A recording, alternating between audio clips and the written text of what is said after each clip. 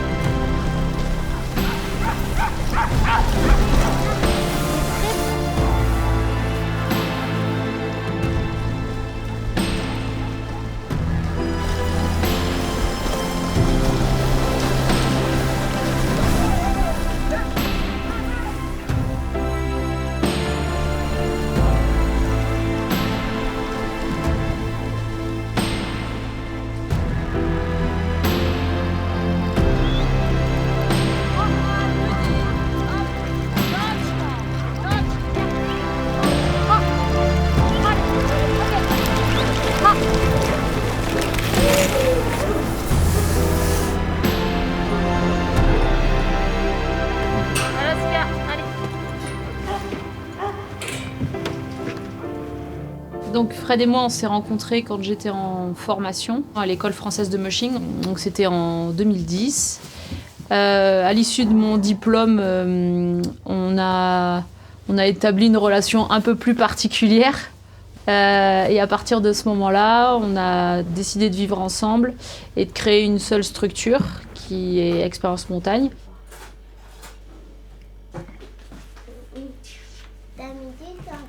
Et en fait, il nous faut toujours un projet pour pouvoir avancer. On a besoin de nouveaux défis jusqu'au défi de la Laponie. Comme des petits bébés. Tu finis de te préparer, Birzette, là? On n'aime pas sortir. Et la combi rose qui est là-haut.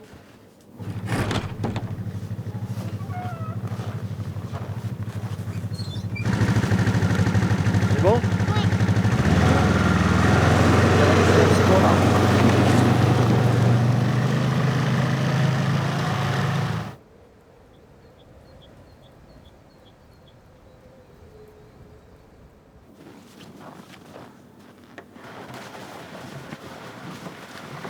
En 2020, ça faisait déjà très longtemps que j'avais envie de refaire de la compétition. Fred n'était pas trop d'accord pour reprendre la compétition parce que beaucoup de contraintes, ça prend du temps. Et puis bon, il a cédé, on va dire, il a craqué. Et il a été OK, mais par contre, si on remontait un team de course, c'était pour faire du haut niveau. Et donc, ça a paru comme une évidence qu'il allait prendre en charge l'entraînement des chiens de course, plus mon entraînement à moi, pour arriver à obtenir en 3 ans un titre de vice-champion du monde.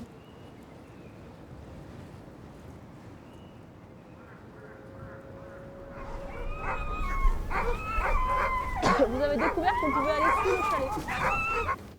Lorsque Elsa a souhaité monter en gamme au niveau de sa pratique et que moi j'ai accepté qu'on le fasse ensemble, eh bien je lui ai dit c'est très simple, il faut qu'on change d'environnement de pratique parce que si on reste en France, soit on va être obligé de rentrer dans le dur parce qu'on demandera aux chiens des niveaux de performance pour lesquels ils n'auront pas reçu le volume d'entraînement nécessaire, soit on n'accédera pas à la performance que l'on souhaite. Donc du coup, à partir du moment où on décidait de rentrer dans un top 5 mondial, il fallait changer d'environnement et mettre à disposition des territoires qui étaient adaptés pour ça.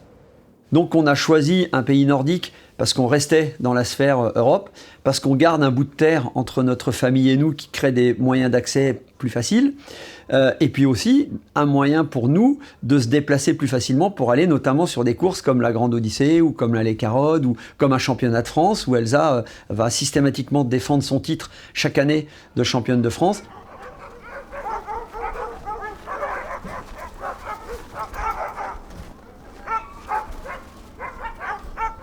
Le musher sans ses chiens, il fait pas grand-chose. Mais à la fois, le musher, il a les chiens qu'il mérite. Le temps qu'on passe avec eux, la complicité, les soins qu'on va apporter aux chiens, c'est ça qui fait qu'on a qu'on a un bon groupe de chiens, qu'on a un bel attelage. C'est de la patience, c'est du travail. Vous ne faites pas des résultats sur un one-shot juste en achetant des bons chiens. Il y a plus que ça. Il y a une vraie relation de confiance et de complicité entre eux et nous. Quand les chiens changent de team, je suis pas toujours lucide parce que j'aime pas voir mes chiens baisser de niveau. Donc c'est là où le rôle de Fred il est super important. C'est parce que lui, il va pas rentrer dans des considérations affectives avec les chiens. Il est pragmatique. Si le chien il est plus haut niveau, bah, il faut pas le laisser, il faut l'enlever parce que ça va être dur pour lui physiquement. Et c'est pas bien en fait, il a raison. C'est là où il est toujours de bons conseils.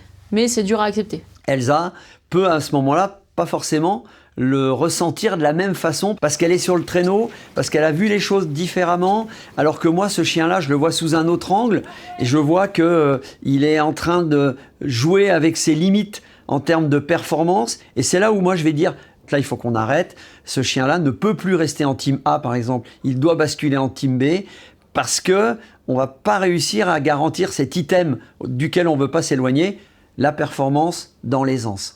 Si on veut pratiquer cette activité dans les meilleures conditions, mettre à sa disposition les meilleurs moyens en respectant le cadre du bien-être animal.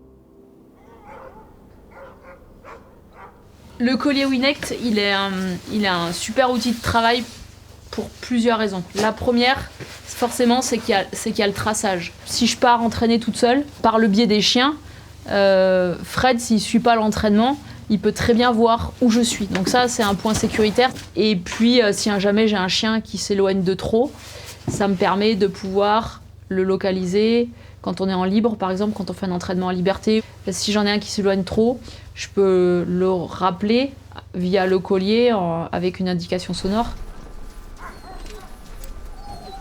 pour qu'on continue à avoir une vie de couple qui est équilibrée et une vie de famille qui est équilibrée et qui est suffisamment bien alimentée en termes de temps, il faut que je rationalise beaucoup plus, moi, mes configurations d'entraînement pour que ma vie d'entraîneur ne prenne pas le pas sur ma vie de famille. Et pour ça, j'ai besoin de réguler un peu mes observations empiriques et d'accélérer mon comportement, accélérer ma capacité d'anticipation, accélérer ma capacité de réaction par des données scientifiques qui vont me permettre d'être plus précis. Quand je discute avec Elsa d'une séance de renforcement musculaire, quand elle s'arrête, elle me dit « j'ai mal là, j'ai mal là, j'ai ça, j'ai ça, j'ai ça, j'ai ça », et on peut réguler. Les chiens, c'est différent, parce que les chiens ne me parlent pas. Donc, le collier Winect va parler à la place des chiens. Donc voilà, moi ce que je te propose, c'est qu'on décroche nord-ouest. Sur la relation que j'ai avec Fred, elle est spontanée, naturelle. C'est notre passion à tous les deux. Quand vous faites un métier passion, que vous vivez pour une passion, qu'elle est partagée, qu'elle est commune, elle se vit au quotidien. Je pense que pour certaines personnes, on parle chien, on vit chien, et ça doit... Ils doivent pas comprendre. Hein. Si demain je devais changer quelque chose, je suis assez perfectionniste, donc si tu me dis ça à moi, je trouverais toujours quelque chose à refaire de mieux demain. Mais pas notre vie. Pas notre vie avec les chiens, pas le choix d'être venu ici. Stop, stop.